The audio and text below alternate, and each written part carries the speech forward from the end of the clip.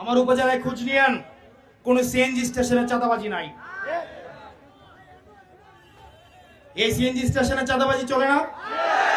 আমারটাই নাই কেন? আমারটাই নাই কেন? কারণ আমি মাফিয়াদের সাথে কম্প্রোমাইজ করি না। আপনাদের এলাকায় ইটভাটা আছে? ইটভাটা আছে? এগুলো চলতেছে না? আমার এলাকায় খোঁজ নিয়েন, ইটভাটা দেখে দেখে সেগুলো ভেঙে ফেলা হচ্ছে। আমার এলাকায় কেন ভাঙতে পারি? কারণ আমি মাফিয়ার কাছে বিবেক বর্গা দিয়ে ভোটে জিতি নাই। আমার জন্য ভোট দিয়েছে মা বোনেরা, আমার কেন্দ্রগুলো পাহারা দিয়েছে যুবক ভাইয়েরা, মাদ্রাসা পড়ুয়া শিক্ষার্থীরা। আমার জন্য মায়েরা নিজে টাকা তুলে আমার জন্য সিএনজি ভাড়া দিয়ে ভোট দিতে আসছে। সুতরাং যারা জনগণের ভোটে নির্বাচিত, তারা মাফিয়াদের বিরুদ্ধে তাদের লড়াই অব্যাহত থাকে।